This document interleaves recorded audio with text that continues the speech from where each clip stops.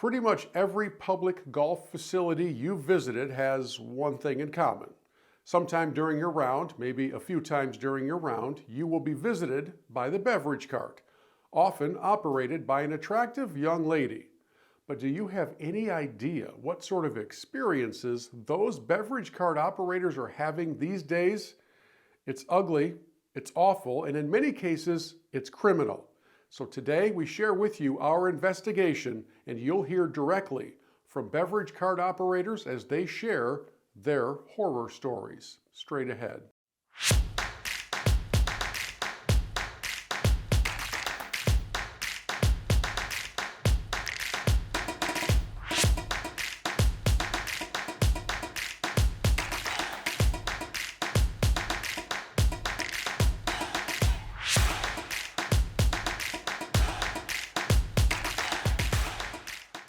Hello friends, I'm Bill Hobson from Michigan Golf Live and the Four Golfers Network, and thank you for checking out the video version of a podcast that we recently published on the Four Golfers Network, where beverage cart operators share their horror stories.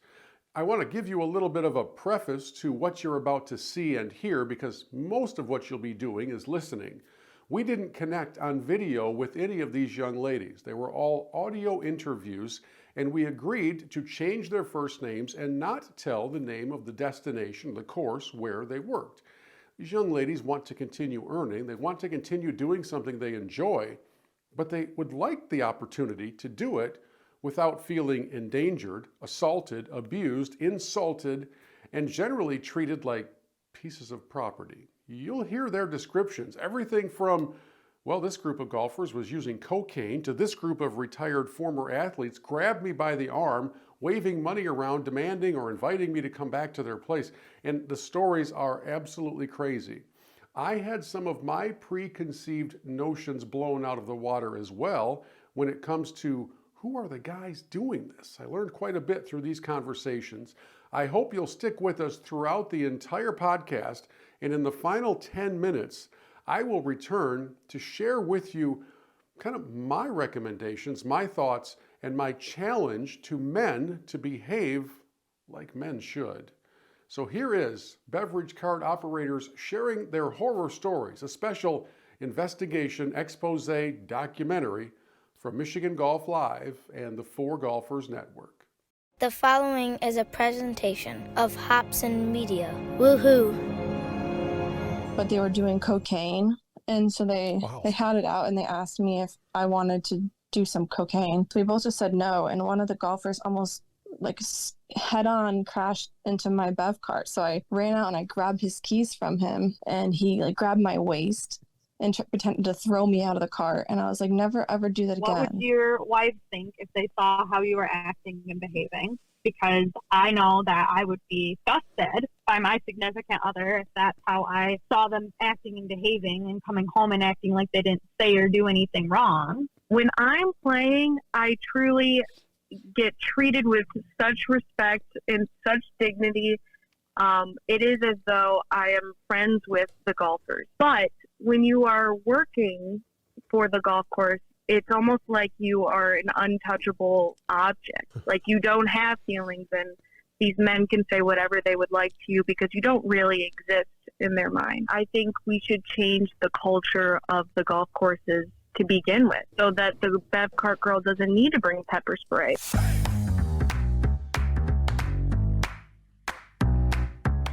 This is the Four Golfers Network Podcast. Hey, a rule is a rule. And let's face it, without rules, there's chaos. Where we celebrate the greatest game on earth. Oh, wow! In your life, have you seen anything like that? Please welcome your host, a man with a face for radio, Bill Hobson. Now, you don't want to overthink. Not an issue. I'm never playing golf with him again. You're kind. You're a good storyteller in your own right, Bill, and I love doing your show because you love the game.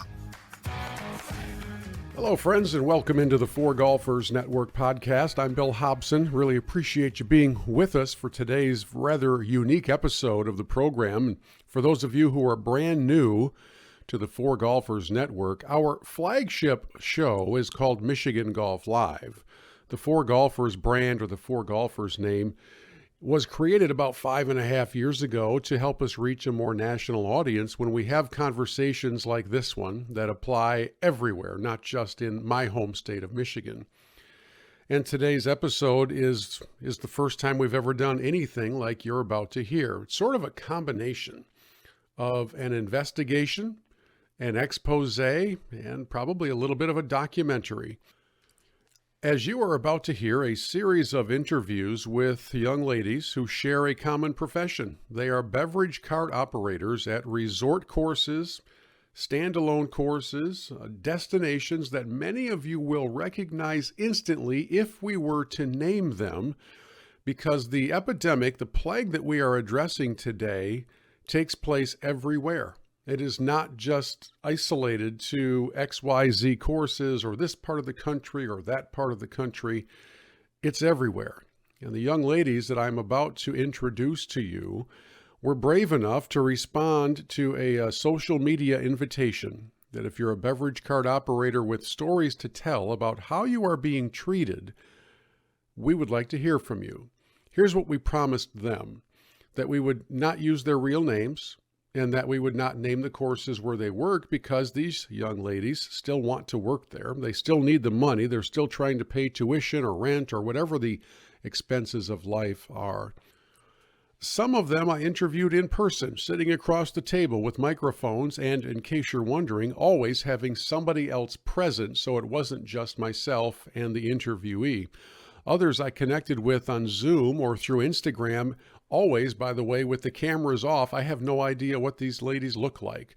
I just talked with them and heard their stories. So why take those steps of precaution? Because as you'll hear in the moments ahead, there's some really nasty stuff taking place on the golf course only in the presence of the beverage cart operators. I don't understand it. Maybe after listening for the next hour or so, you will have a better understanding than I do.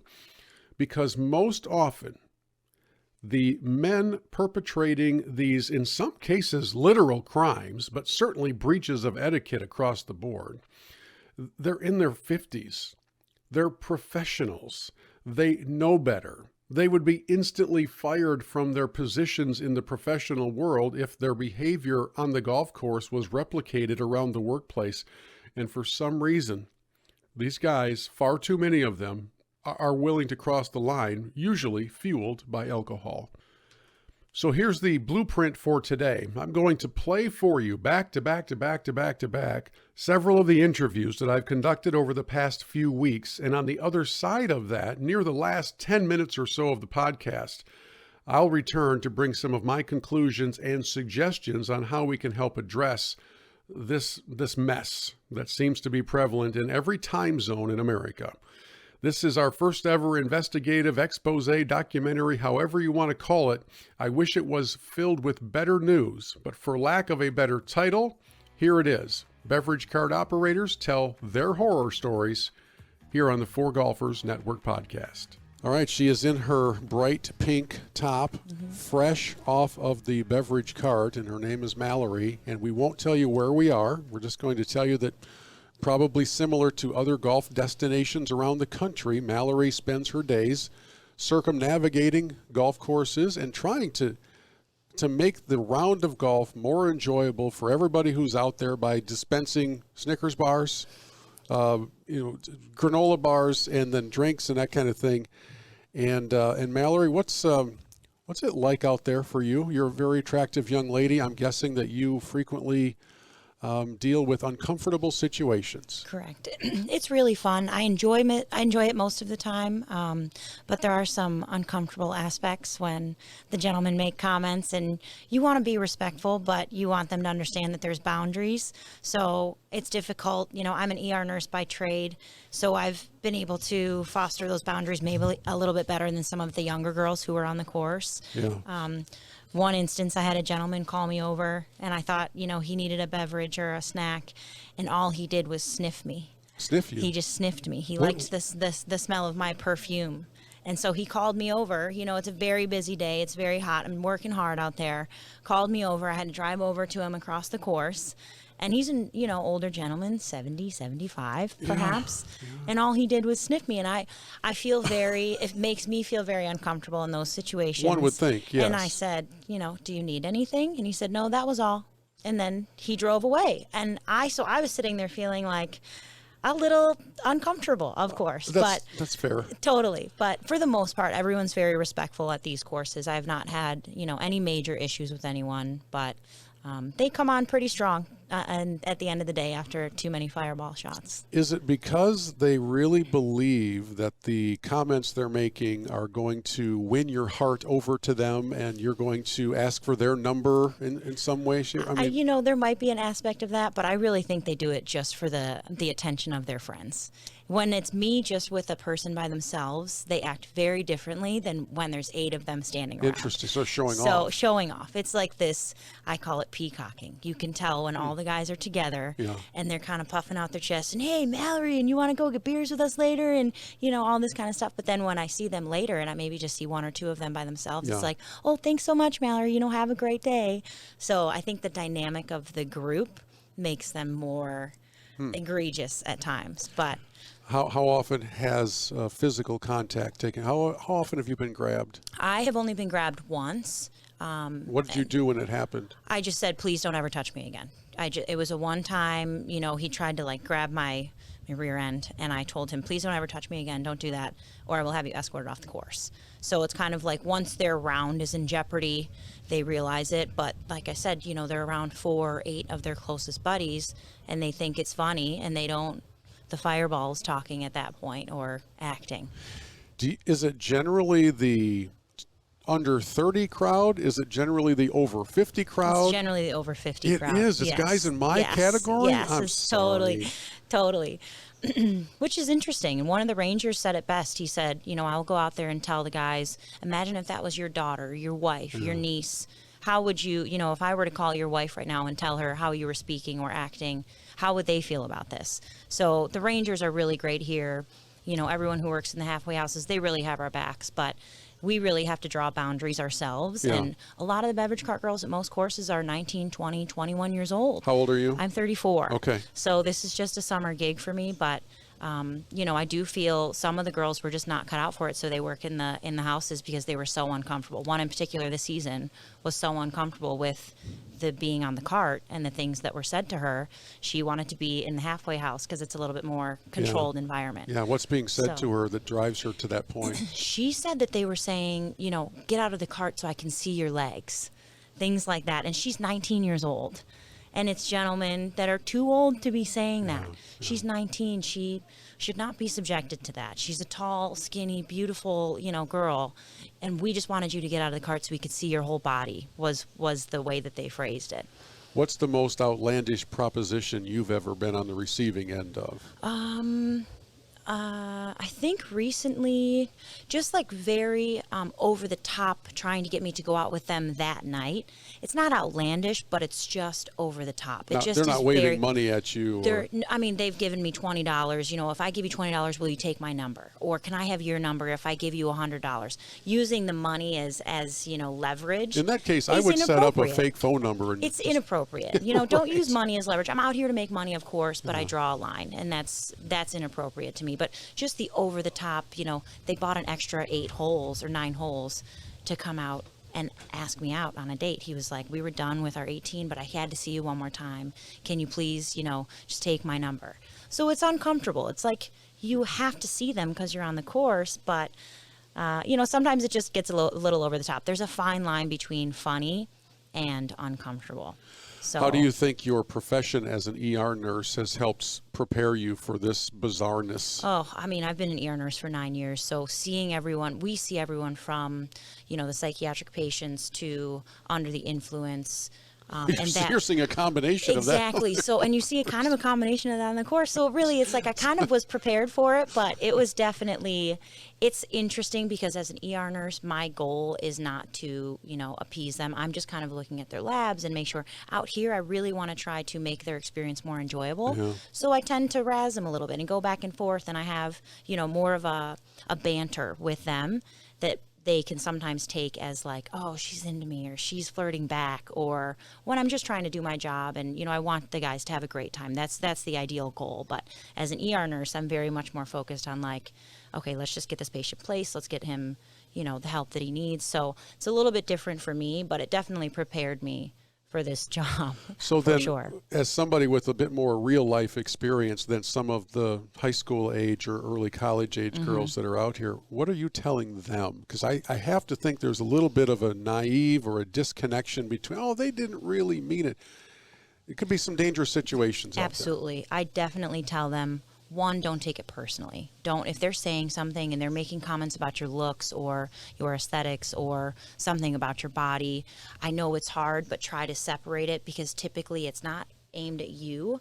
It's kind of the environment. Like I said, they would do it to any person. So I try to tell them, try not to take it, very personally, but I do tell them, if it makes you uncomfortable, you need to say something. That's my number one advice for the younger girls is please speak up. If someone is making you uncomfortable on the course, follow that gut instinct, because you don't want, we never want anything bad to happen to any of these girls. And we want the Rangers and the people in the pro shop to be aware, hey, this group is getting a little, out of hand. They're a little bit making the girls uncomfortable. So I just tell them, speak up. Please let people know if they're making you uncomfortable. Okay, so I know this is never going to happen. All right, so I preface my question with that. How different would life be on the beverage cart if alcohol was not sold on the golf course? Oh, it would be a completely different job. It would be a completely different job. The guys would be, much more tame. Like I said, most things are alcohol fueled. Yeah. So if the alcohol is not part of it, but then are they bringing their own alcohol on the course? So, it's kind of a lose-lose at that point. But that is the fuel, right? That's the fuel.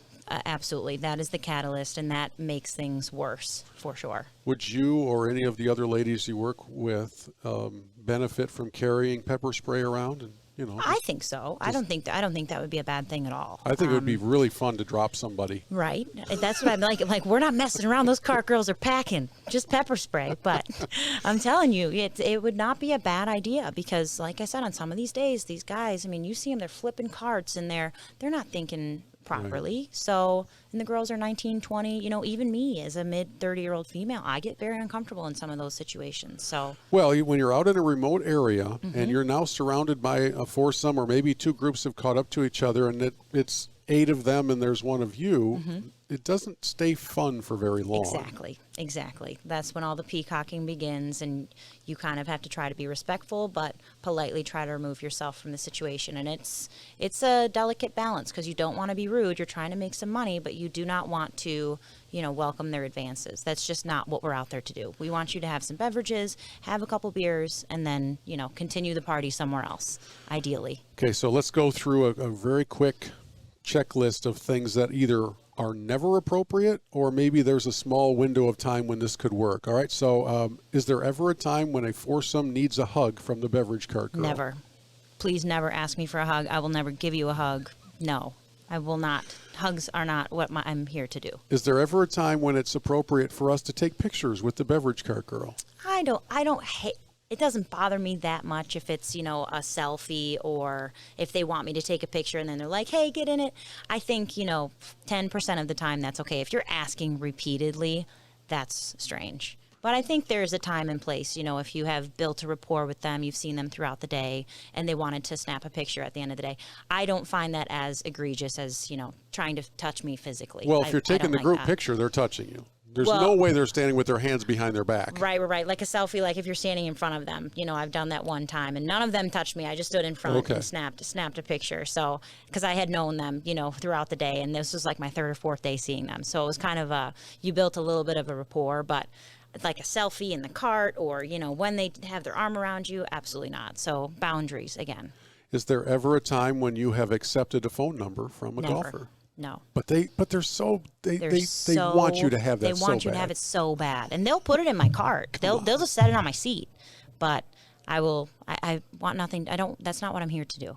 So I think that's too much. That's when I don't like it. That's when they're being a little too aggressive. See, I think we're missing a window of opportunity. I think, fake phone numbers need to be ready to be given out from you. And B, when they give you their numbers, I think that some male in your life needs to either pretend to be your husband or maybe actually, I don't know, maybe actually is in your case, but then to call and go, yeah, this is Steve.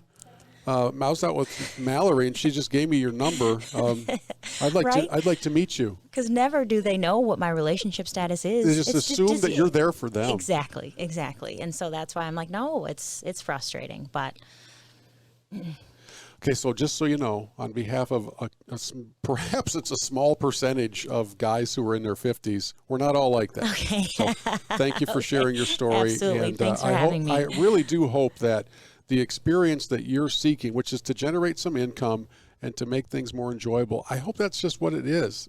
And for the younger gals who are out there and naive, what do you want them to know?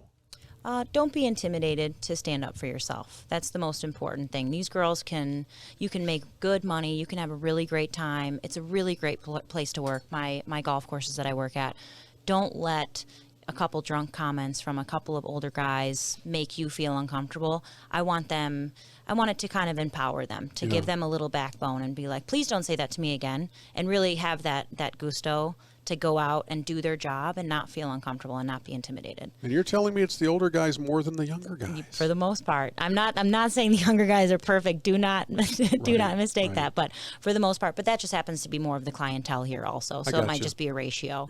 Yeah. We see a lot more of the 50 and older crowd versus the 30, 20-year-olds. Debbie comes to us having worked at a resort known across the country. Okay, so this is not some out in the middle of nowhere single mom and pop course where behavior is winked at. This is a top golf resort that golfers across America would be very well familiar with. And so Debbie, thank you for doing this. I know it's kind of weird to see a social media post and reach out and say, I've got a story to share. So just know up front, I do appreciate you kind of taking this step out, and we will protect both your name and where you worked. And what led you to respond? Why did you decide to do it? Well, I have talked with my friends and some family for the past 2 years just about what I had experienced, and it's just all sometimes so crazy that you just wish that people knew about it. And so I saw the post that was sent to me by my former head pro, and I was like, I just have to tell some of my stories. I just want someone to know about them. And it's interesting to hear you say that your former head pro sent it to you, because I want everybody to be aware, those who are in positions of leadership at many of these courses are also aware of the horrendous behavior of their guests. And it still doesn't seem to stop, right? It's not a secret, but it just keeps on going. How long were you attached to a beverage car? What was your career, or are you still doing it? So it was about 2 years. Okay. 2 summers. And you did that because you were going to make some cash, and it's pretty good money, right? Yeah, and it was close to home at the time, and it was perfect for, a summer job in between, college. So it was awesome. So you were in that 19, 20, 21 age range. Yeah, so I started when I was 18 to 19. And then I did it when I was 20 for a week and a half before I had an internship. Do you remember the first time when you were out solo? Training had been done and it was time for you to head out solo on the cart. And the first time you had an awkward experience? Honestly, no, because it really happened at least once every shift, probably. Every shift? Yeah. It's just, not all of it was super gross stuff, but definitely just at least something awkward probably happened at least, 3 or 4 or 5 times a week for sure. It's interesting, through many of the conversations that I've had for this episode of the podcast, there seems to be maybe a homemade definition between awkward and super gross, right? I mean, you get to formulate what it means to you, but let's start off with an example of awkward so that those who are listening will know that they're already approaching a line they should not be approaching. Yeah, so I think that my perfect example of awkward would be either when like the golfers will ask you to swing for them while they all stand behind you and watch, or they ask for like a hug. And then one time I did have an older gentleman ask me if I needed any help paying for college, like insinuating that he would be my sugar daddy. And I was like, what? That's really weird. And I think he saw that on my face, because next time he came around, he said, I hope you know that I was just joking. I didn't want to make you uncomfortable. And he said that he has a granddaughter my age. And I was like, well, if you have a granddaughter my age, why would you even want to be a sugar daddy of someone your granddaughter's age? What do you think leads a guy to do that weird stuff? My guess is, especially since the place where you were working is a fairly upscale destination, these are people of means. These aren't parolees who just came off of 17 years of hard labor. These are, generally speaking, professionals in one sector or another who, if they did any of these same things in their line of work, they would be fired instantly and probably prosecuted. What do you think's different about the golf resort setting?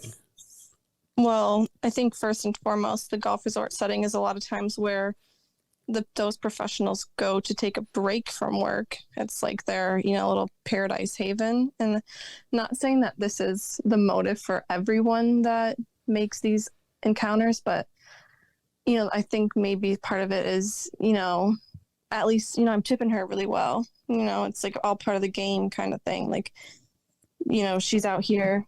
She knows that the more she plays along, like the better I'm going to tip her. So it's fine. That's kind of what it seemed like for me, but I, again, don't really want to assume the worst of that for anybody. Okay, so we heard awkward. What was the really ridiculously gross that had you maybe even looking to report them or at least get away? Oh, for sure. So we had a large group that was there for a weekend, since it is, there's hotels, there's villas, we have houses on property. Yeah.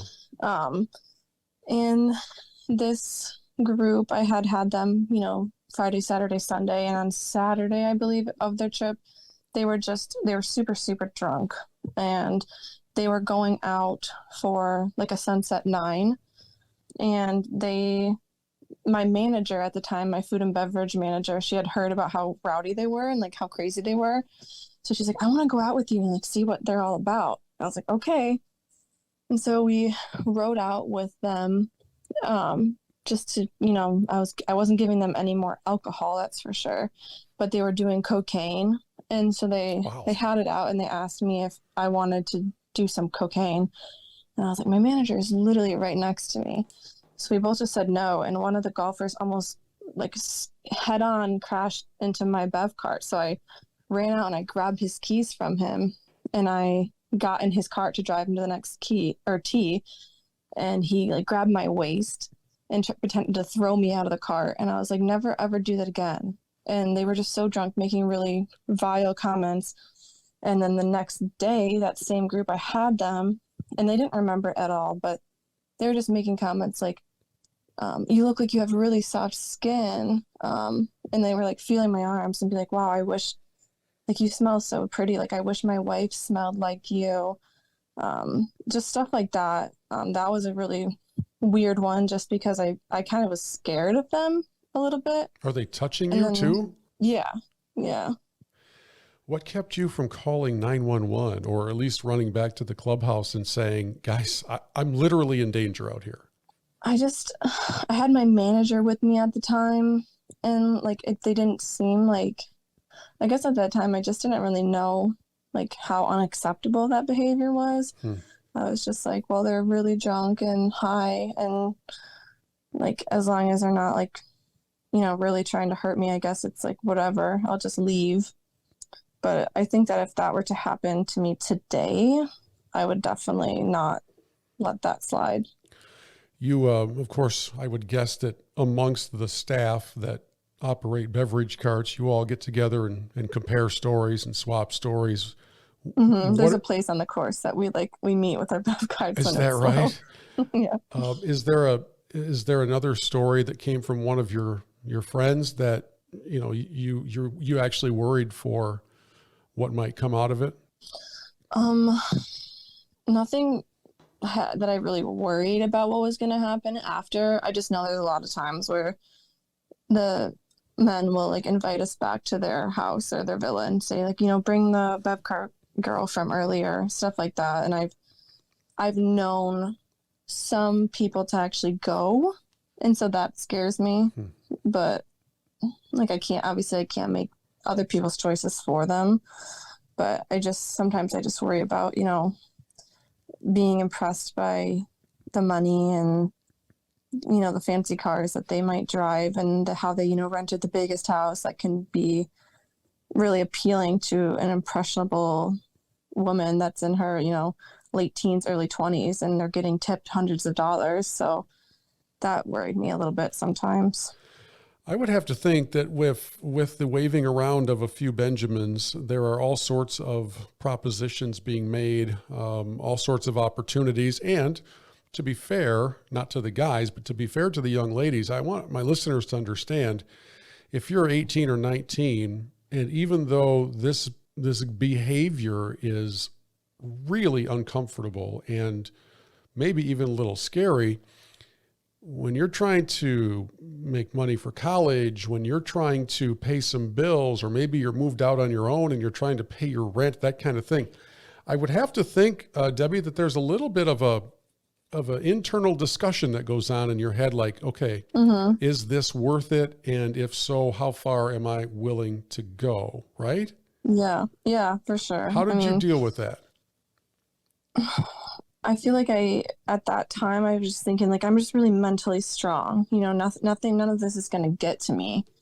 I think what the scarier part for me is that oftentimes these men traveled with their wives and their kids. Like their wives and kids are, in the restaurant, or they're in their hotel, and then this is how their husbands are acting, 100 feet away with a woman that they don't even know. Like it just has no it's just terrible to think that, if I get married and my husband is going to go on a golf trip, it's like, you don't want to have that predetermined lack of trust, because it's not the sport. It's not the place that they're going to. It's definitely the character of the men that are doing these things.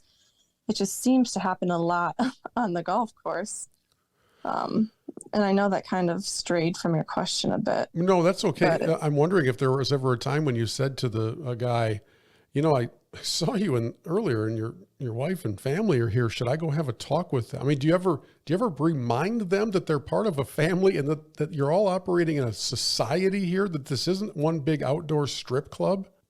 I didn't do that, and I feel kind of, I guess, bad about it now. I remember a time when a guy had told another member of the staff that he was like really into me. And I was thinking, that's so weird. He's sitting with his, girlfriend right now at the bar. Does she know about that? Like, does she know? And I was always thinking, it's not my place to be in their family drama. Like, I don't want to be the one to, out them to their wives and kids. But it definitely, it came to mind a lot. And it's a hard thing to do, because at one point it's like, you don't really know what their husband would actually do if it came to that.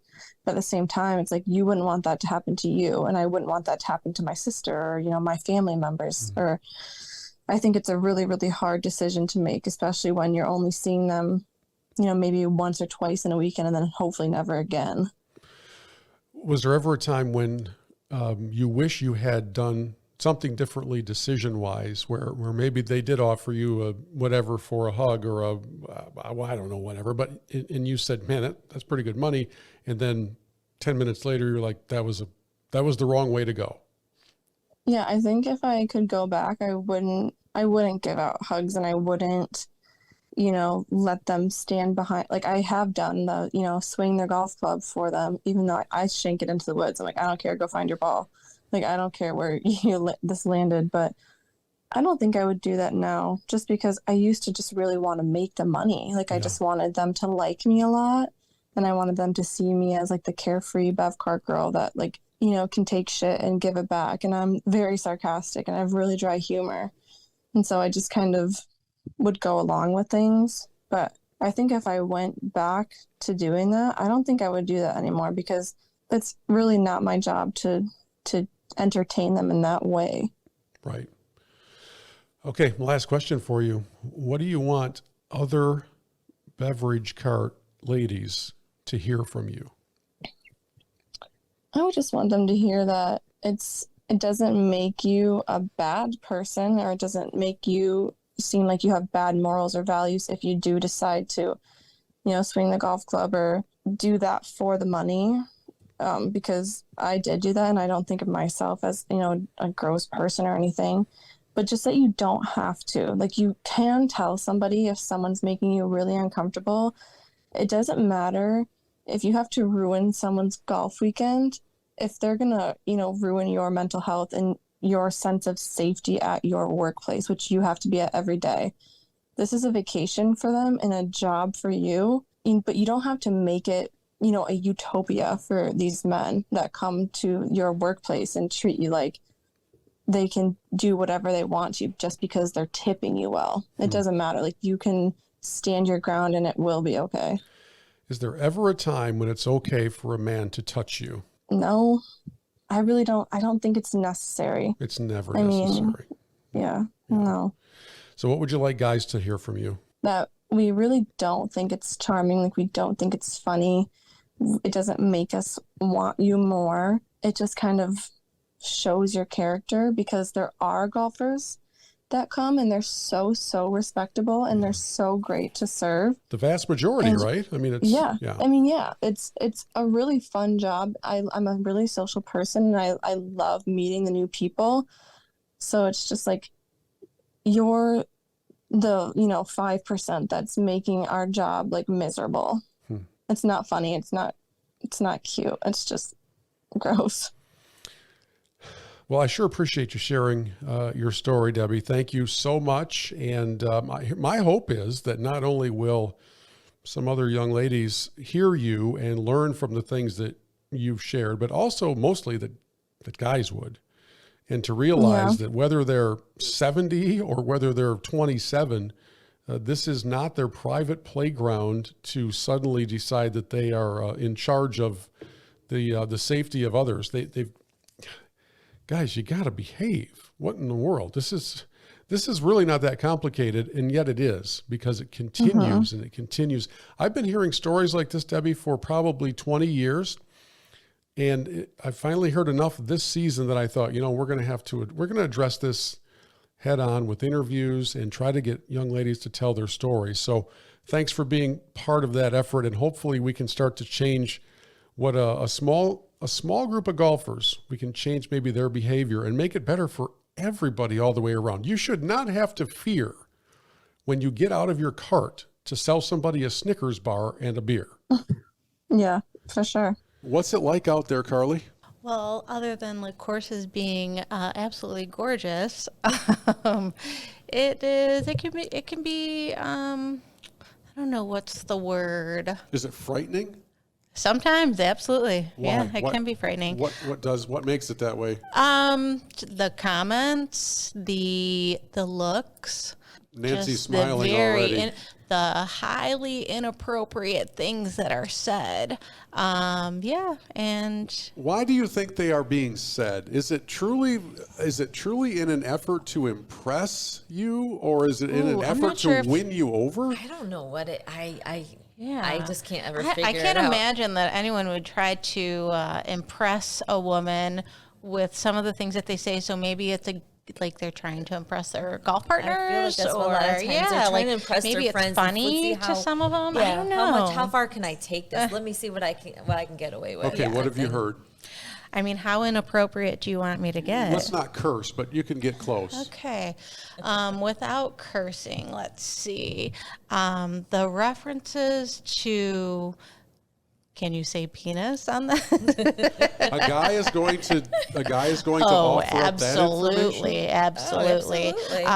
What? Measuring tapes? I've had, you've got a measuring tape. Let's pull it out. Yeah, we're not measuring how close the ball is to the hole. We're measuring something else. Yeah. I mean, we're not actually doing it. size. It's just been offered. Okay, so Nancy, you've been out there as well. I've been on the bev cart a couple of times. I get the aftermath of people being on the course. What do you mean? I get after the round when people come in. I'm the what do we call the ninth? What do we call it? The 19th Yeah, the hole. 19th hole. Yeah. Sure. 19th hole. You know, being in the food and beverage business. That's what I business. usually deal with. So I get them after they've been out there drinking. Oh boy. Mm-hmm. So it's a whole different ball game once they come in. Yeah, they've already been drinking for a few hours. Some of them. So the gal pulls up on the cart to the foursome on the 11th, or let's go to 13th hole. They've been out there for a couple hours. They perhaps are a little bit sauced up. When she physically gets up from behind the wheel to get them, whatever it is, I'm guessing the ogling is at a 5-alarm fire at this point. They're just watching every move and everything, right? And I'm not going to say this is every golfer. Absolutely not. Right. But it's a good amount of them. They're certainly looking you up, very obviously up and down. It's definitely checking you out. I mean, I'm in my 50s, and just recently I had a man older than me he was sitting at a table, and I'm going to drop off a drink to him and ask how they're doing, literally stared at my chest? My chest, yes, my chest. And literally just stared, and it was like, had the biggest smile on his face, like, hey. And I literally had to look at him, and I said, have you never seen these before? Like, you're in your 60s. Have you never seen a pair of these before? And I've been dealing with this for 20 plus years, working at the golf courses, dealing, with some of the golfers. We said not all of them, but have you seen other younger ladies come in crying or absolutely. traumatized Just in recently, some way? What happened to her? A man, an older gentleman, asked her to come and shake it for him, basically. Really? Yeah. He had music playing and, wanted her to dance and let's see what you can shake it for me kind of type thing. Yeah. So. Come and shake it. Yeah. Oh, I mean. Some of this stuff is too comical to even be. It really is. Real. I mean, back in the day, we had a gentleman, a league player. He ended up getting kicked off the league at one point and was not allowed back on the course just because on a day I happened not to be there because I was the boss lady and he would never act inappropriate around me. But as soon as I turned my back or walked out of the room, the last straw was him pulling down his pants to show the young lady what he had. What? Mm-hmm. In a restaurant setting, yeah. That's a crime. It is a crime. This was back in the early 2000s, so yeah. Mm-hmm. Yeah. So Carly's kind of nodding because it doesn't look like you're stunned by some of this stuff. It's just another entry into the record book kind of a thing. Yes, absolutely. Yeah, definitely not stunned. I've seen enough of it over the years. I mean, keep in mind, I started my beverage cart years were many years ago, but this was before the whole. Just in the last few years, there's a lot's happened. So let me ask you kind of a delicate question to both of you, because there is this dance between it's a tip based role when you're out on the beverage cart. Quite often, the uniforms that the young ladies will wear might be a little bit, I don't know, alluring. Not always. This is not to excuse behavior, by the way. No, I mean, really, though, we've always required a polo shirt and so it's not appropriate size shorts. Yeah, they're not out there in tank tops right. or, low cut shirts. Okay, yeah. And the argument is, the point is, it doesn't matter. They could be out there in burqas. We could be wearing sweatpants and sweatshirts, and they would still get the looks. Do you think that the guys honestly think that you're going to all of a sudden burst into a smile and say, "Oh, that's so clever. What's your number?" Well, some of them do. That has been my line sometimes. I have never heard that one before. Wow, that's one for the books, Have you ever said anything like, "Hey, could I give your wife a call real quick?" Not really that. I'll ask, does that actually work on people? Does anyone actually fall for that line? I've done the you have daughters, right? Yeah, that's good. I mean, you have daughters. Do you want, as explained in someone who's been a manager, having to talk to some of these guys, with their, like, hey, you guys can't talk. I'm sorry, you can't talk to my staff this way. Like, do you have daughters at home? Do you have a wife? Do you have a sister? How would you like it? Someone talk to your wife, sister, daughter this way? Well, I'm old enough now that if I had a daughter in college age, I mean, that's realistic. And if she were out there, I would be worried about her every single day. Not necessarily for her physical safety, but for her mental well-being for sure, right? Yeah. I mean, growing up in this business, like back, I mean, things have changed and it's awesome. But we were basically taught you just deal with it, have some thick skin. You're getting grabbed? Yeah, I've been grabbed. I've had someone grab my chest. I've had someone smack my butt. I've had someone go up my skirt. What? Like, I stopped wearing skirts because after someone decided to stick their hand right up there that I was never going to wear a skirt again. What did you do in that moment? I was stunned. Like, I literally, and it was in the middle of a big outing, and I literally stopped and didn't know what to do at first, and kind of like yelled at him and then kind of ran away because I was embarrassed. I didn't know how to react, As a grown woman, I didn't even know how to react to that. Okay, what's this about video cameras? I mean, there are guys that you're naming by name. What's the video camera? This was probably back, early 2000s, when camcorders were, we didn't have phones that had cameras. Yeah, there were actual devices. And there were no cell phones actually back then. So one golfer brought a camera and was basically offering one of the Bev Cart girls, he was trying to take video of her out there and while she'd bend over and getting beer and stuff out. So that was his first offense that he was warned about. And then he's the one that eventually was kicked off for showing his manhood or maybe lack of manhood. I don't know. So like literally dropped trowel. Yeah.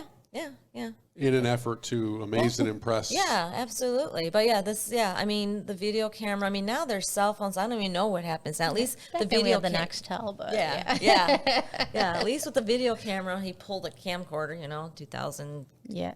I wonder where that video is now. Oh God, I hope it's no. Maybe it's right in his jail cell with him. It might be. It might be. All right, so Carly, what's the most, in the last 5 years, the most outlandish story you've heard? Oh gosh, probably the reference. I don't even remember the exact comment it was, but it was in regard to a product that was being sold on the beverage cart, and somehow he referenced his penis, comparing it to the product. And I don't remember the context of the conversation, but the Bev Cart girl, all she could do was really shake her head and walk away. Like, it takes a certain personality to really snap back. That was one of my favorite things to do, was snap back at them. Yeah. But not all the girls can do that. Good comeback. That's why I try to teach them. Like, you're going to have some thick skin. Or like in the situation where you said, the guy put his hands on you, that would be a very loud, what the heck, with not the word heck, but yeah. Would you ever call the police? Ooh. If a guy's grabbing you, you know what? If crime. It came to my staff, absolutely. Yeah. I don't know. I feel like I can somewhat hold my own. But I mean, would I want to do that to prevent it from happening again? Maybe? Yeah, typically it gets handled right away. Yeah. Okay. And we've had some, like, back in the day, we had some male staff that would be right there, helping you out too. Mm-hmm. Like, I need some help with this guy, Yeah. And it helps. I mean, as much as I want to be the strongest woman, I can be, but there's times that you'd have to grab the guy that come in and be like, guy to guy, you can't do this. Yeah. So I understand that it's not going to change from a revenue standpoint. Alcohol sales are part of a revenue machine at every golf property, almost every. There's one that's still dry, but would we be better off without alcohol on the golf courses from a behavioral standpoint? Well, they would sneak it in if they didn't. If we didn't sell it. Yeah, they'd be sneaking it in. They still do if we didn't sell it. Yeah, absolutely. But it and does seem to be fueling a lot of these issues. It fuels some of the issues, but it's not always alcohol. Right. Alcohol just kind of intensifies it, I would say. You think if you're a jerk getting here, you're still going to be a Yes, exactly. Yeah, absolutely. It'll intensify it, but very sober yes, jerks out there, to put it in better terms. But yeah, I've seen, and some of it's just pure arrogance, and some of it is I come from money and I can do what I want. Right. Yeah. All right, I paid for this. Oh yeah. How many times I paid for this round? You're just You're just part of the fringe benefits that come along with Absolutely. it. Because it doesn't happen in polite society. No. You're not in a club with neon lights and poles. You're on a golf course where decorum is supposed to be the rule of the day. Right. Okay, so we're going to continue the conversation. Thank you for kind of giving us a little sneak peek into your horror stories. and I do want to ask you one last thing, and that is on just a general broad scale, what percentage of golfers are behaving well? Let's go with the positive side. I would say most. Yeah, I mean, most could be 90% are behaving well-ish. 80%. Yeah. Well, it depends on what we're talking. Yeah, there's like the gray area where some of them are, behaving not so well in other ways, but not necessarily like inappropriate choice of beverage. There's quite a few. There's the jokes that all right, but then there's the ones that just take it too far.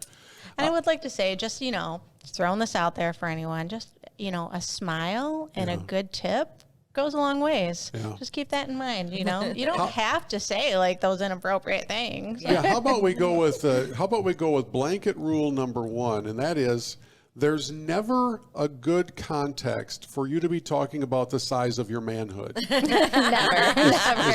Is that fair?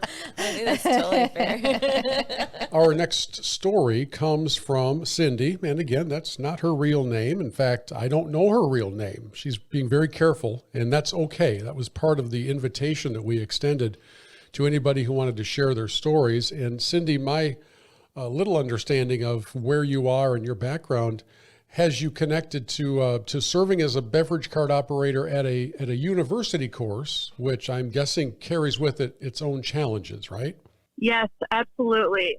There was an added dynamic of trying to navigate college culture on top of already the complicated climate of working for a golf course. What led you into the job to start with? I mean, you were trying to pay tuition, rent, all those things. Was it just for money, or did you play the game and kind of love being on a golf course? Yeah, I grew up in a golf household, so it was very comfortable playing golf. I played with my father and my brother, and so I grew up playing golf. I really enjoyed the game, and then when I got to college, I had to figure out a way of paying for tuition, and I wanted to pay for it on my own too. So this worked as a great compromise. I was able to be in the place that I loved so much while also being able to pay for college when I wasn't in school. So you're dealing with the atmosphere of a university golf course, which in some cases would have a little bit of a younger clientele to it. Not always. Sometimes it's alumni and professors and all that stuff. But at the same time, as you were in school at that same school? Yes, I was. Okay, so that's an interesting combination or an interesting dynamic. So you're attending the school that owns and operates the golf course, which probably makes life a little more complicated when it comes to the stories that you have. Mm-hmm.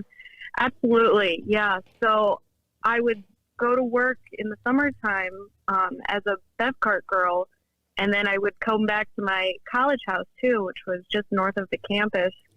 And I would be in the same type of climate as I was just on the golf course. I felt like there was no way to escape the nature of working in a man's world. Truly, golf is still such a dominated sport by men. So it was so complicated. What was the first moment or the first experience where you realized that this was not what you thought it was going to be? Mm-hmm. I do want to preface this with saying it was a balance. I would not have stayed as a bev cart girl if there weren't some really great aspects to it. And working outside and working with the general public was fine. I had a great experience.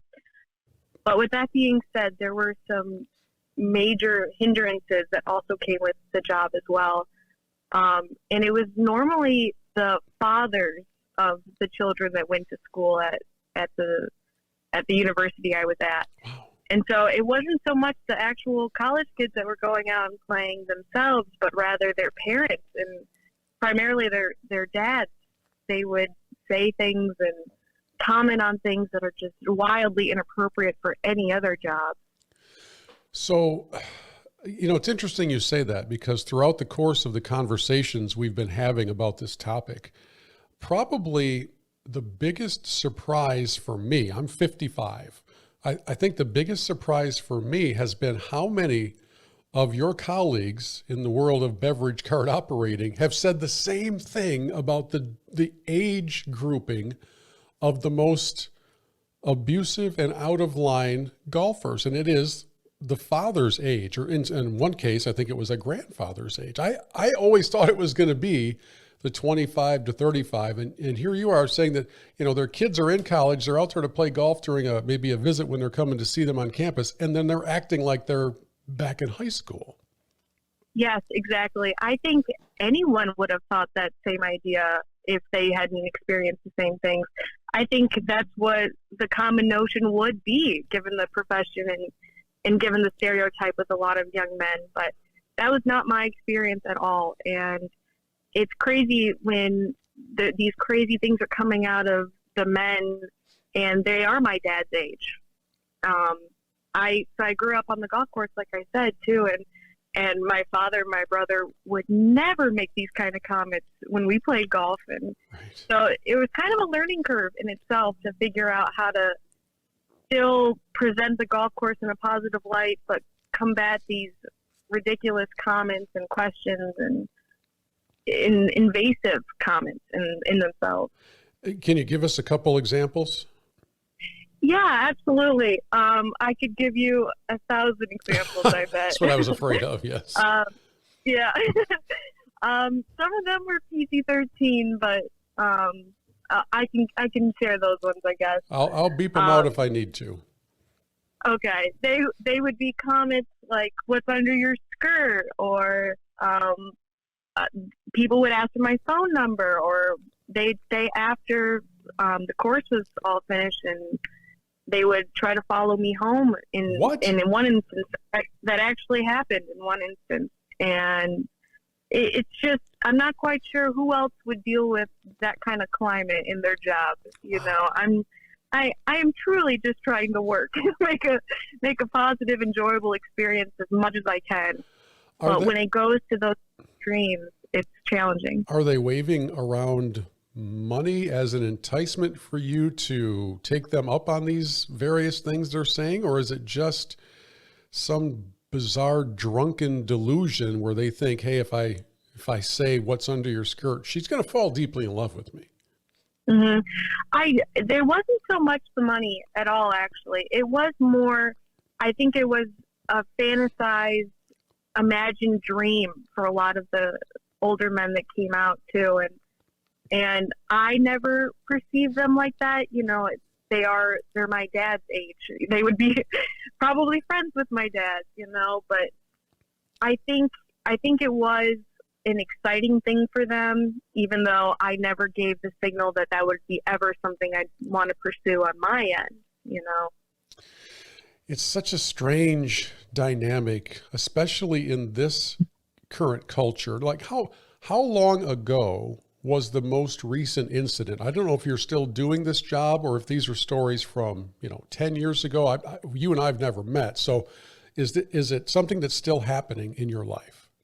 I would say that it absolutely is still happening. I left the profession last summer. I got to the point where I could not handle working there anymore, but I had done it for 3 summers prior to that. So I do have a good amount of experience working in that industry and in that world too, but it made me question my own love for golf too. I've loved this sport since I was a little girl, and after seeing how outrageous I think a lot of the people can be. It really was a deterrent for me for a long time. So I had to find it myself to re-explore golf on my own. So this past summer, I've spent that playing compared to working at a golf course. And you know what's wild? I'm guessing, Cindy, that when you go out to play golf and you get paired perhaps with some guys that you don't know, they're probably not saying those things to you because now you're a playing partner as opposed to the beverage cart operator. Did you have any weird run-ins as a player versus a staff member? Yeah, that is such an interesting thought too. And I completely agree with you.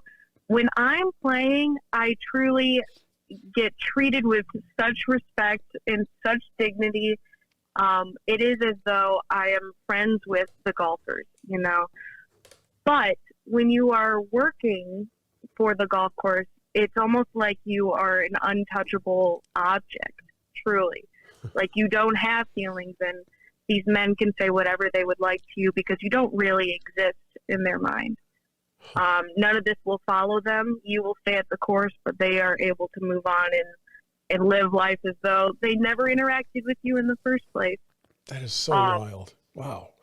I know. And so now I treat every single Bev Cart girl that I ever encountered this summer with such respect and because I understand firsthand, I completely understand everything that they go through.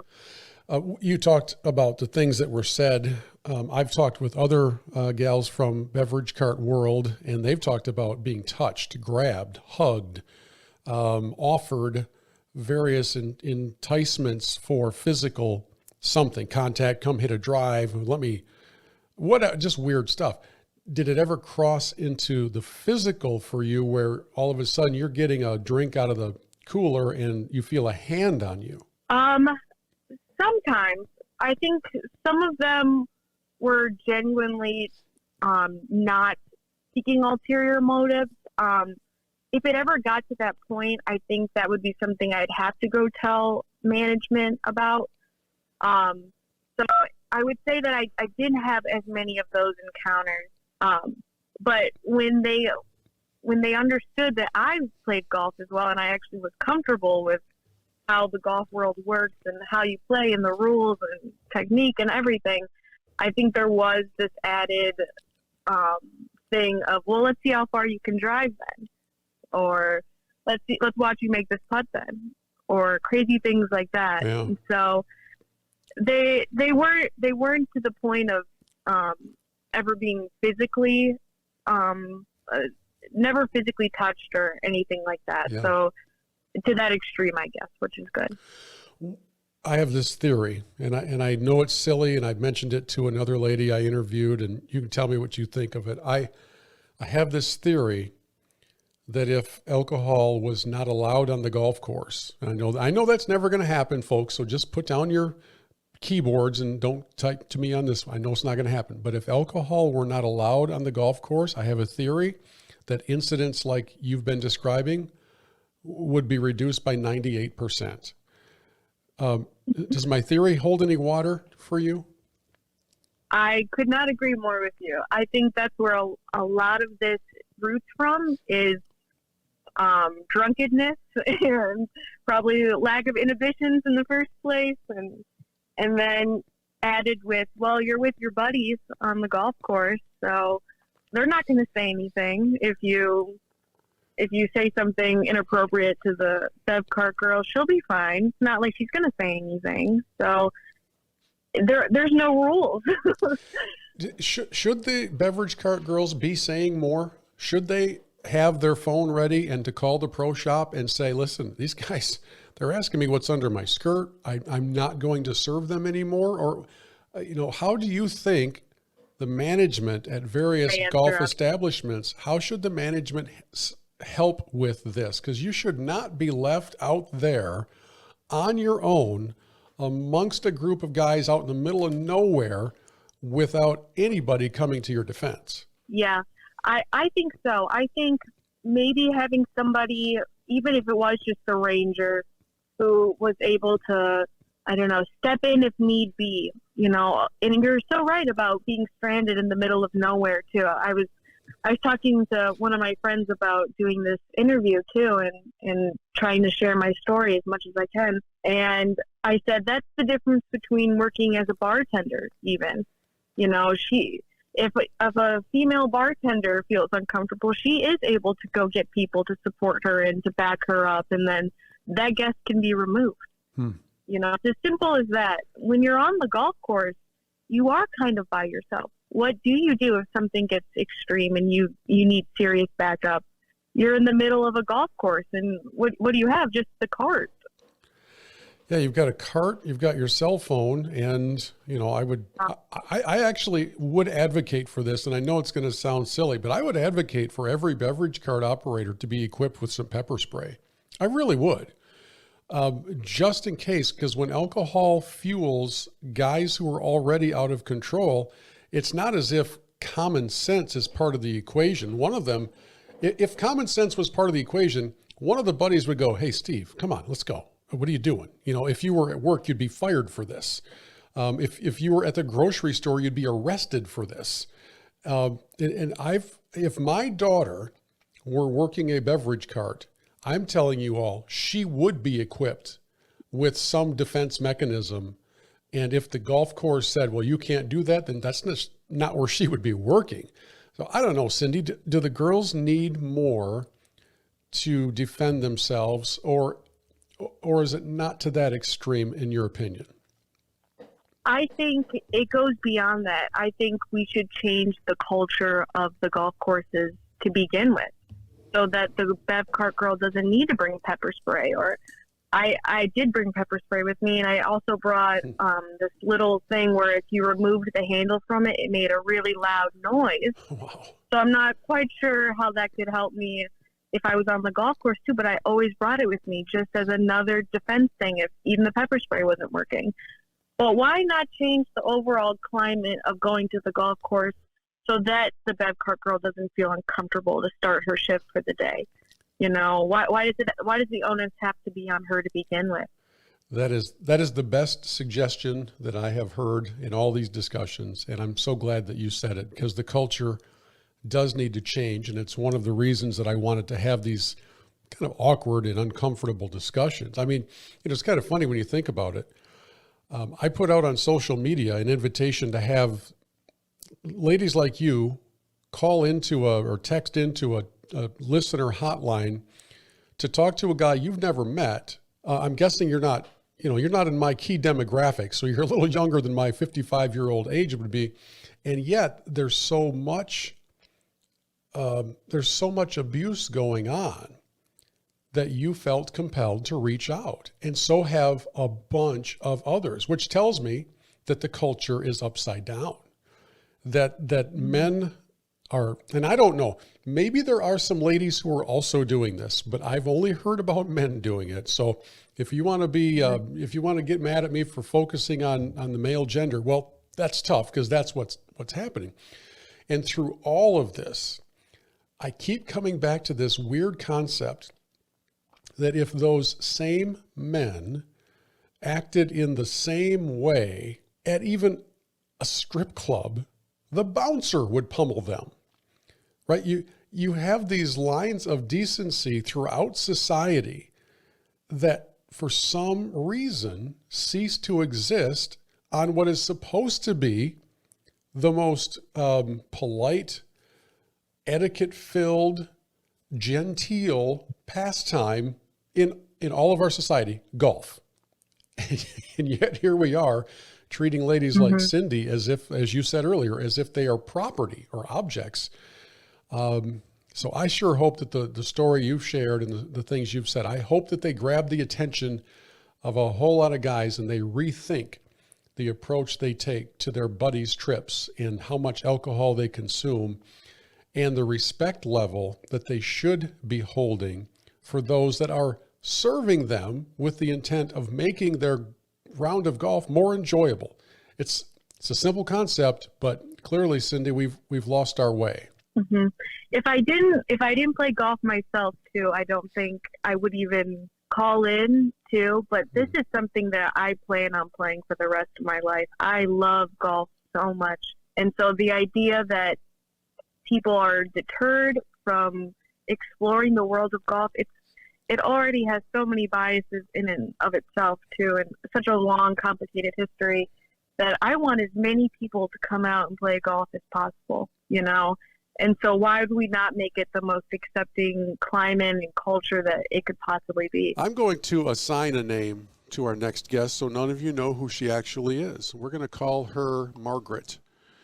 And Margaret is the mom figure at a very popular golf destination where young ladies are often on the beverage carts. And Margaret, when I even brought up this subject, you just started shaking your head like, oh man, the stories that are out there. What's the state of the game these days when it comes to proper etiquette and behavior around beverage cart operators? How are we doing? Well, you would think that you would just be a normal person. Treat these girls like they're your daughter. Not happening. It's not happening. Not at all. What is happening? It's just that, guys, they're let loose for a weekend. Their rings come off. Oh, you can see that. Okay. Oh, you can tell. I mean, you got a ring on. You can see that the ring has come off. Yeah. And they're just, it's horrible. I can't say they want to meet the girls someplace off property. What do you mean? They're propositioning them? Exactly. During the round. Oh, yeah. Cart pulls up. I'm time to get my Snickers bar and some sort of a drink. And somehow in that little exchange, We want to hug. We want to meet someplace. Meet someplace? Yep. And I tell my girls, this is a professional job. Yeah. We dress professional. We act professional. And we just don't do things like that. It's a no.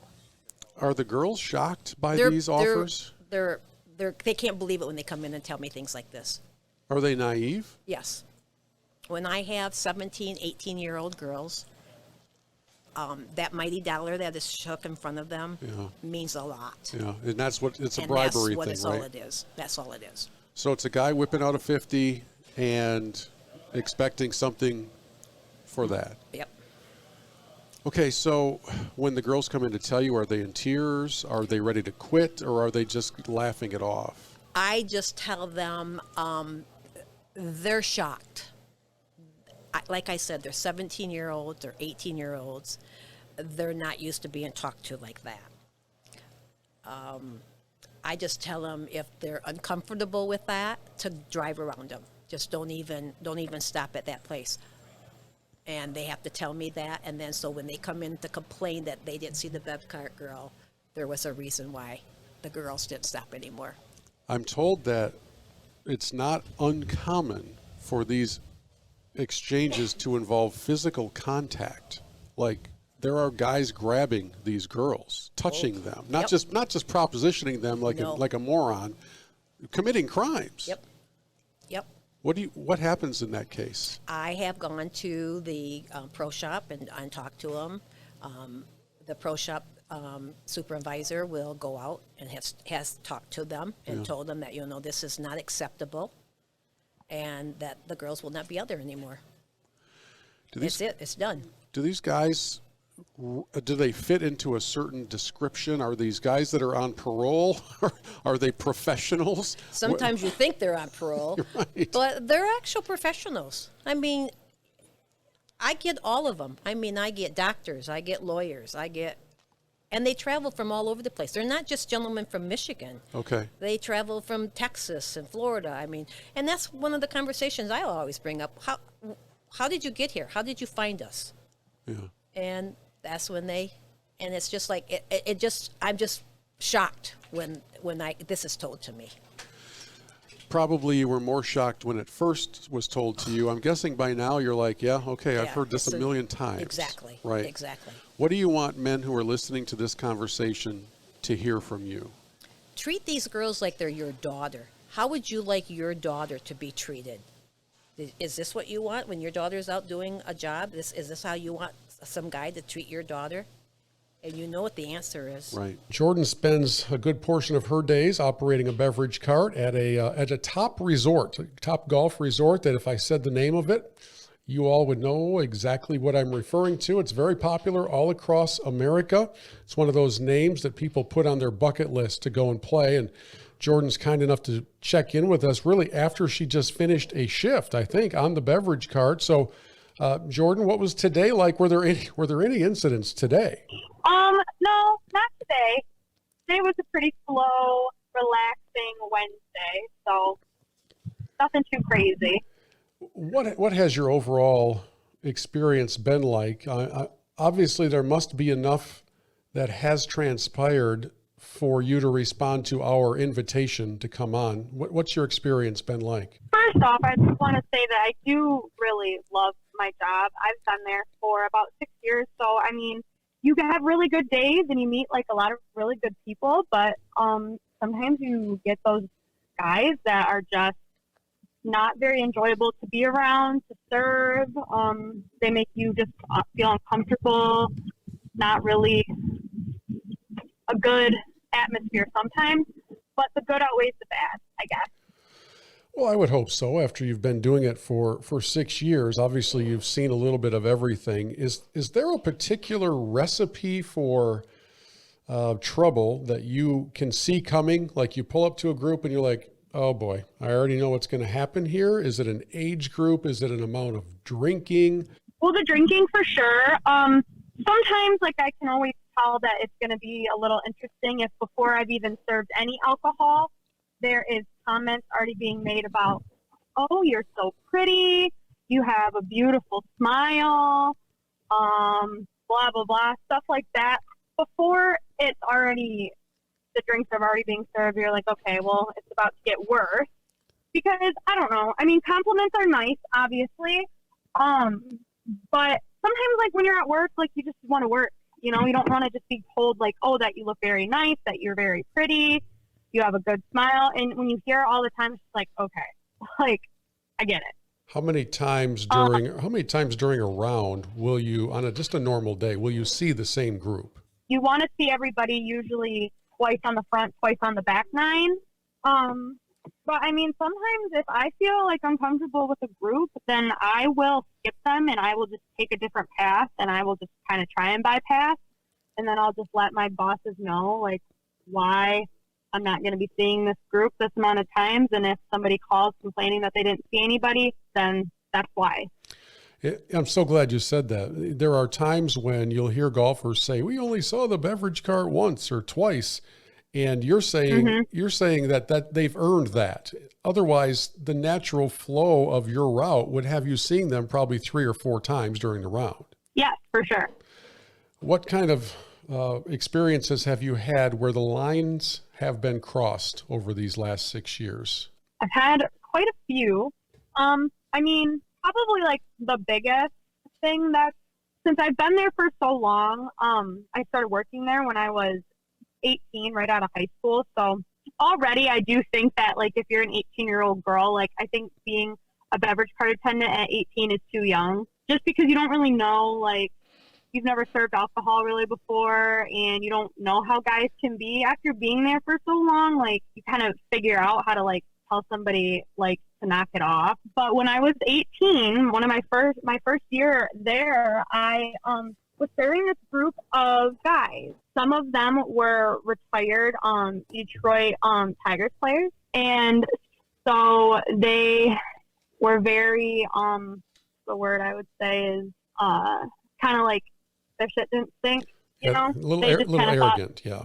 Yeah, they wanted to get wasted, and I'm working there, and I'm like, I'm getting told, like, these are VIPs, like, you got to make sure that they're having a good time, blah, blah, blah. And I'm like, okay.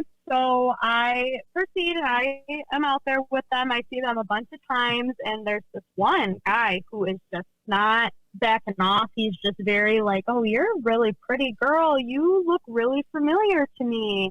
I had to have seen you somewhere. I'm just like, no, I don't think so. We've never met before. And then I go around again, and he keeps saying it again and again. And then finally, after he's had well enough to drink, he looks at me and he goes, you know, I actually know where I know you from. Oh, boy. I'm like, oh, where? He's like, oh, you're actually in the porno that I was watching last night. Oh, dear.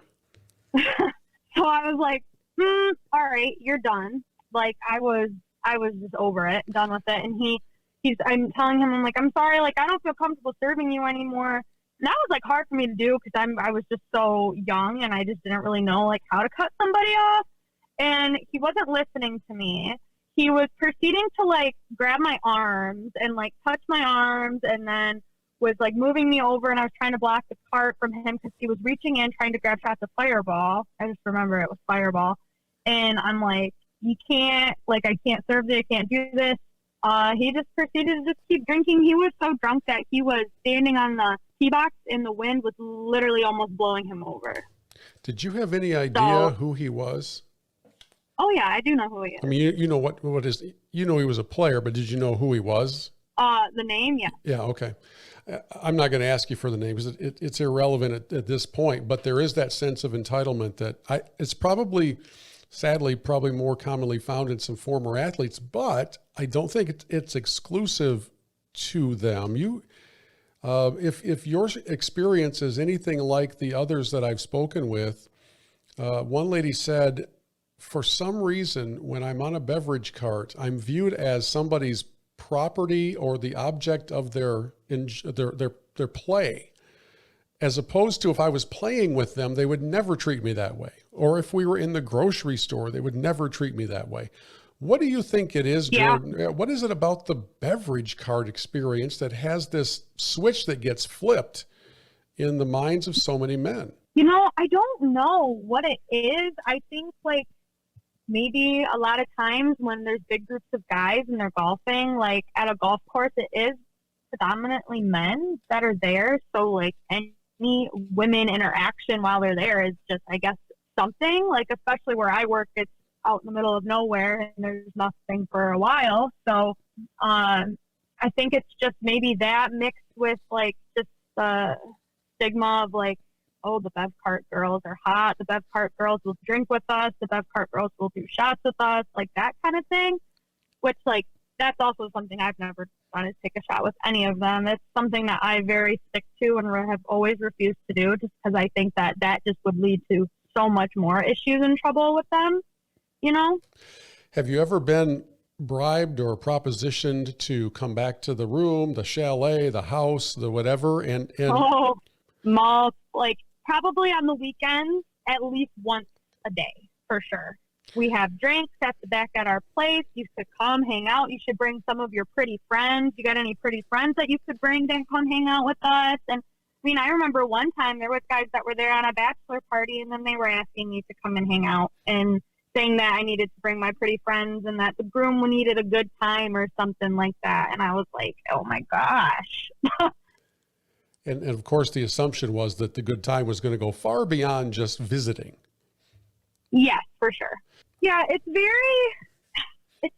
then you hear all this stuff about all these bad experiences, but I mean, the job it's so nice to be able to have a job, work outside and be around people and get to meet so many people because it's a destination golf course. So, I mean, you get to meet people from all over the world. Yeah.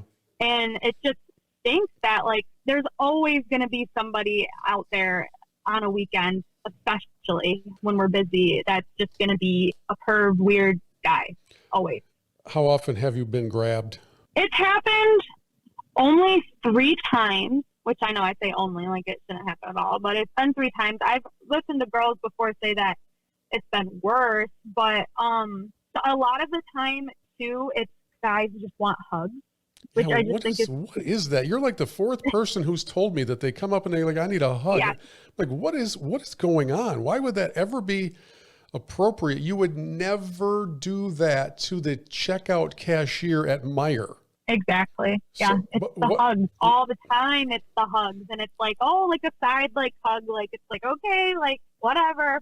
What do you do when those requests come? Do you give out the hugs? Do you say, guys, this is not happening? Or is it just kind of a laugh it off and keep your distance? Mostly just to laugh it off and keep my distance, I guess. I don't really like to cause, like, tension or scenes unless like something becomes far. Because I mean, I guess it is weird that people want hugs, but I mean, it's not as bad as I guess it could be. I don't know. You mentioned that if things get to a certain point, you would let your boss know, you would call the pro shop. And have you ever had to have them come out and sort of, I don't know if rescue you is the right phrase, but at least come out and take some sort of action to get you out of a sticky situation? I mean, after I'm already in the situation, then I will say something.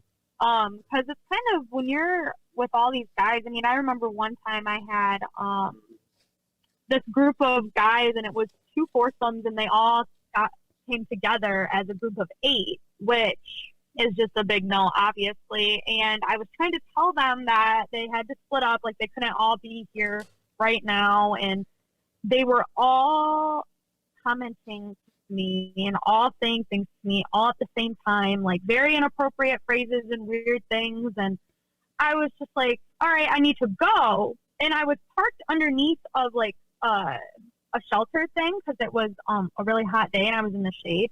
And one of the guys took my keys out of my best cart. Wow. And he's like, no, you can't leave.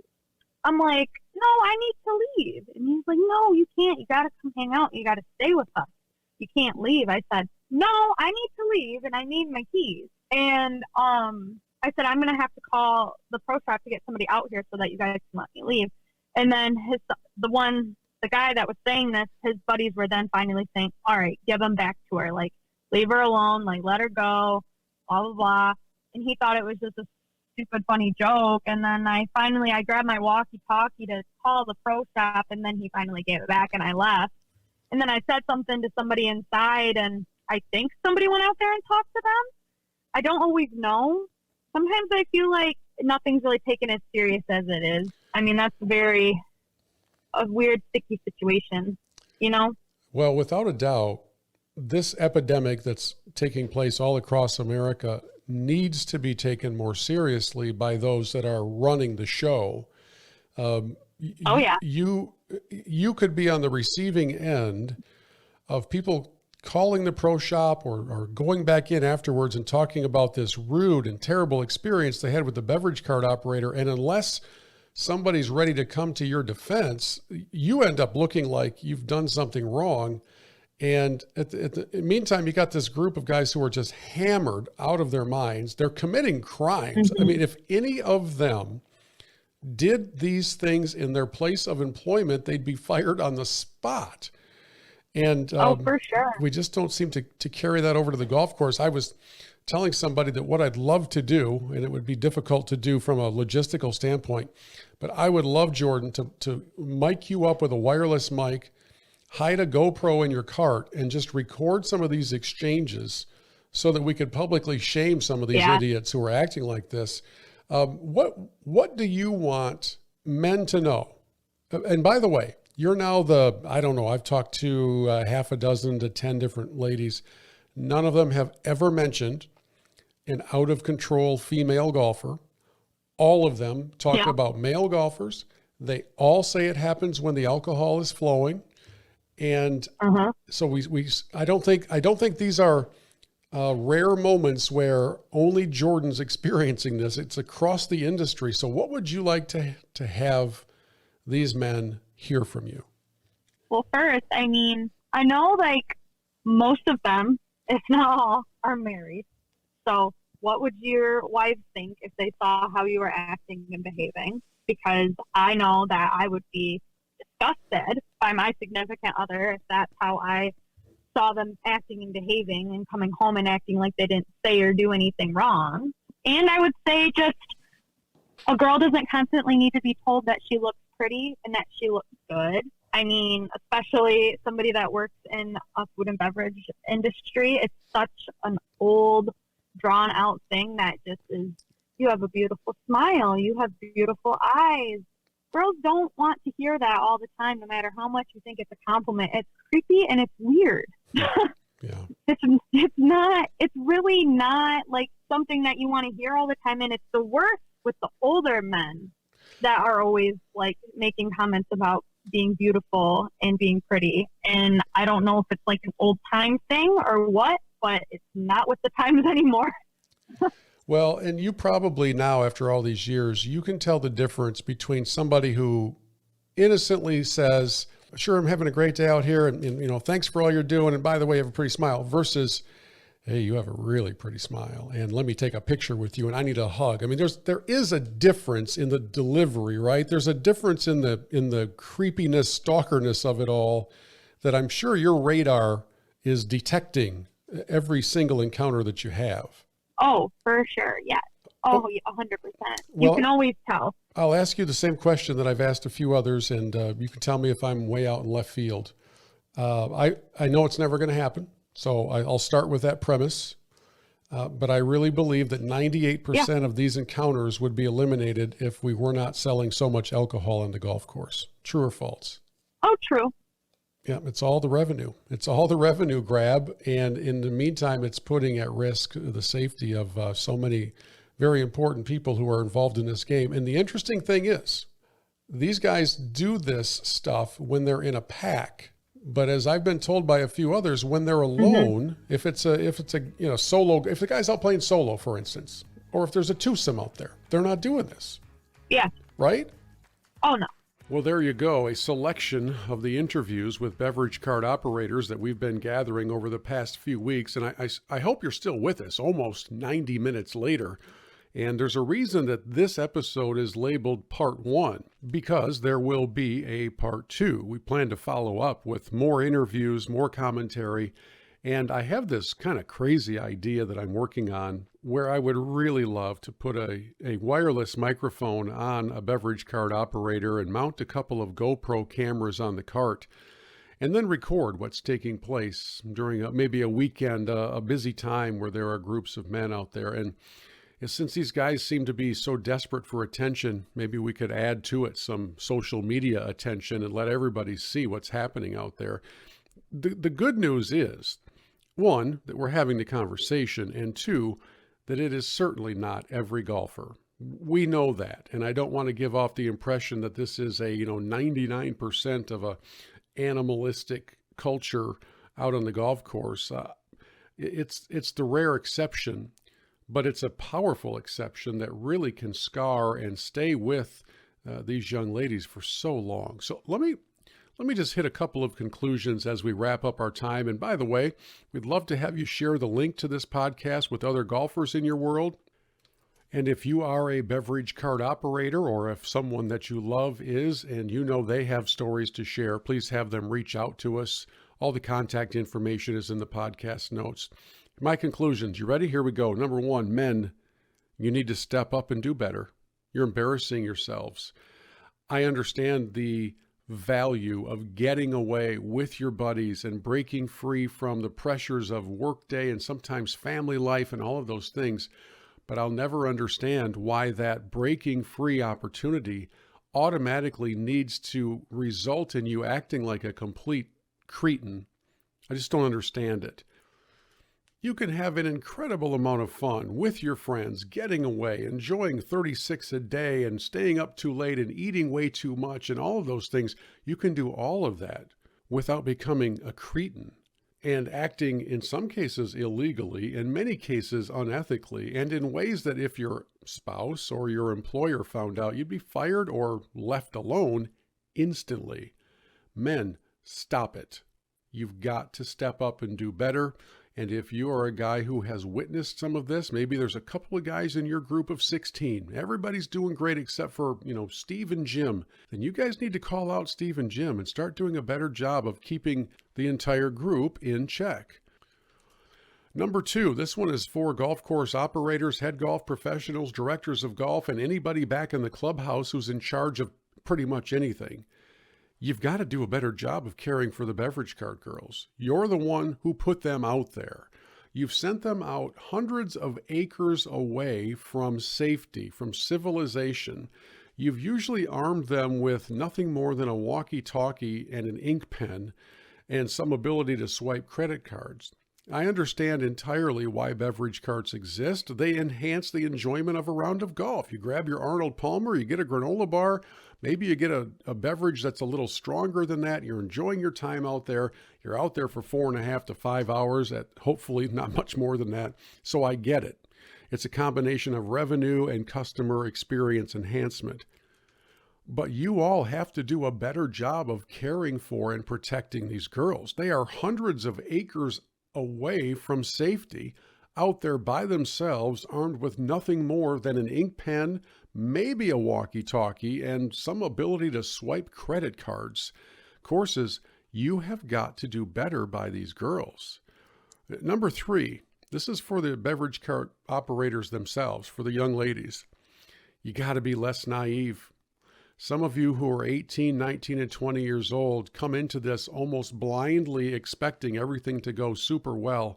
And as you have heard now for the past hour and a half, it doesn't always go that way. Arm yourselves. If your employer refuses to take this seriously, you make sure not only do you have your cell phone with you, go get some pepper spray. And if you need to, if a hand is put on you, if somebody is making you uncomfortable, you let them know that you've got that with you. If you need to, you get it out and you put it right in their eyes and let them defend their actions later on while they claim to be a victim. You've got to be less naive. When they start waving around money and making lewd advances and offers, realize that your entire life is ahead of you and there's so much more to it than grabbing a couple $100 to do something that you'll regret for a very long time. And my final concluding point is this, and I said it a number of times during the interviews that you may have listened to, it would be wonderful if golf courses would just sell less alcohol. I realize I sound like I'm a town elder from Footloose when I say that, but the reality of it all is, my friends, every single instance, every single time, is connected directly to the level of inebriation of the golfer. You never once heard from any of the ladies we talked to that a group of perfectly sober guys was acting like they were in a fraternity. Interestingly, you also heard them all talk about how most every instance of abusive behavior on the golf course came at the hands of an older guy, like 50 plus. Why? Because those guys are just drinking themselves into oblivion, and they think that they are above reproach, above accountability, and that they can get away with anything. Well, if that's going to be their attitude, you all, both in the golf course operating side and the beverage cart operating side, you need to make it abundantly clear they are not going to get away with these things. And I think a key component of that is to just sell far less alcohol. I know it's revenue, but it's also safety, it's also reputation, and it's also ruining the experience of other golfers around those drunken golfers. So this is part 1 of our expose investigation documentary. There will be a part 2 as we continue to leave the invitation open to anybody who wants to share their stories. And by the way, if you're a golfer and you're now listening this far into the podcast, I want to keep your head on a swivel, because we are working on the hidden camera, hidden microphone angle of all this, and look forward to reporting back with the follow-up in episode part 2 at some point in the near future. I appreciate you listening. Thanks for subscribing, for sharing the link. And until next time, I'm Bill Hobson, hoping you hit everything right down the middle and that you're nice to everybody you encounter on the golf course.